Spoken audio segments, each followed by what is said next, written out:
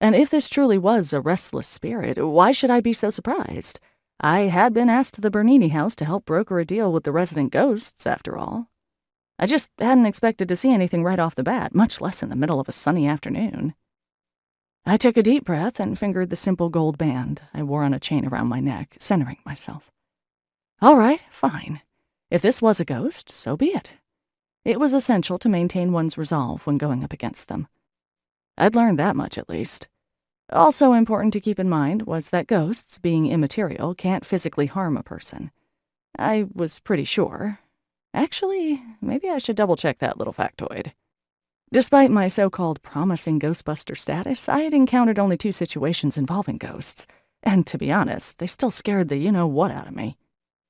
Slowly, cautiously, I continued down the hallway to where it ended in a T, the sound growing louder with each step.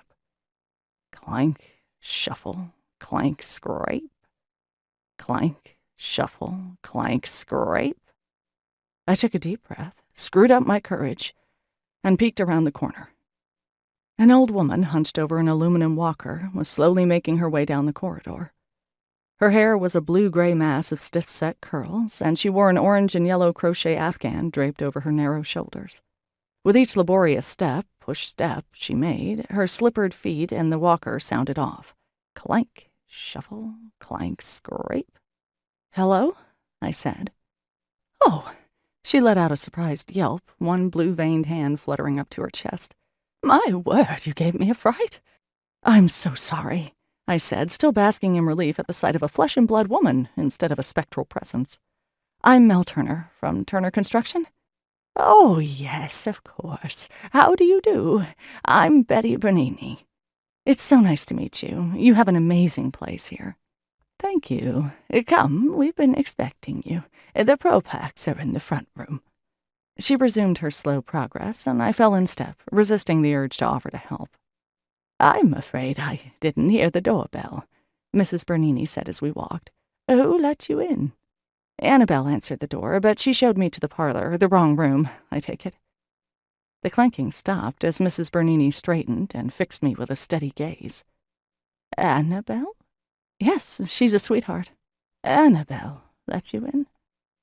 I nodded, suddenly feeling guilty. Was Annabelle not supposed to answer the door?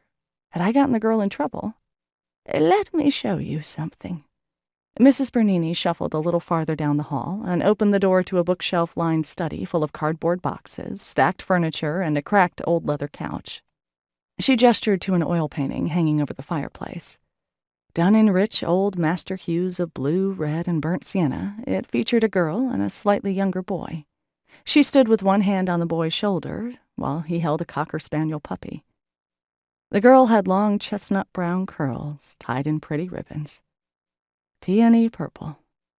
A brass plate on the picture frame read, "Annabelle and Ezekiel Bowles, 1911."